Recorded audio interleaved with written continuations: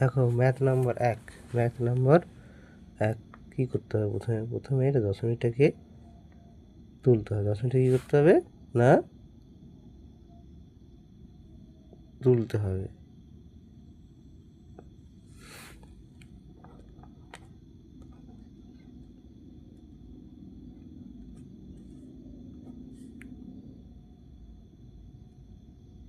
এক লিখলাম, একের পর কত শূন্য লিখবো না 1 2 3। আর রিপিট ডেসিমেল না বা আবৃত দশমিক সংখ্যা বাদ দিয়ে কোন সংখ্যাটা রয়েছে না এই সংখ্যাটা রয়েছে, এই সংখ্যাটি বিয়োগ করব।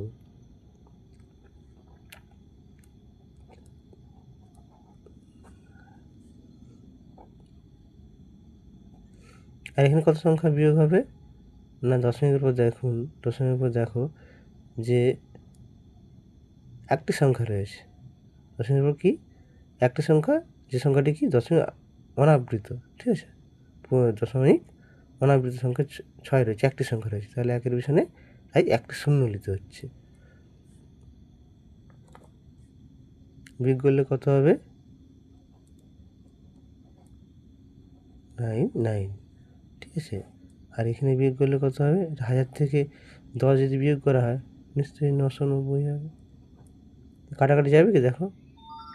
নিশ্চয়ই কাটাকাটি যাবে না, ঠিক আছে? এরকমই রয়ে যাবে। ম্যাথ নম্বর 2 দেখো কী বলছে।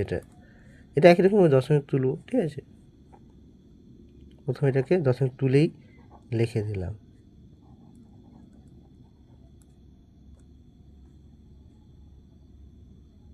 কোন সংখ্যাটা কত সংখ্যা বিয়োগ করবো এখানে না এই সংখ্যাটি বিয়োগ করব, এই সংখ্যাটি পুরো সংখ্যাটি বিয়োগ করব, এই সংখ্যাটি বিয়োগ করব, কারণ এটা অনাবৃত, এটা হচ্ছে আবৃত। রিপিটেড ডেসিমেল নাম্বার আবৃত আছে, এটা অনাবৃত। 902 বিয়োগ করব। 1 লিখলাম, এই দশমিকটা এখানে, তার কটা শূন্য লিখবো? 1 2 3 4 5টা, 1 2 3 4 5টা হলো। আর এখানে বিয়োগ করব, কোন সংখ্যাটি বিয়োগ করব?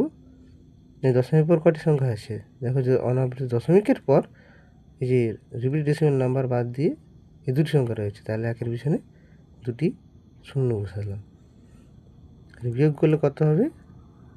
বিয়োগ করলে কত হবে না 90179 3।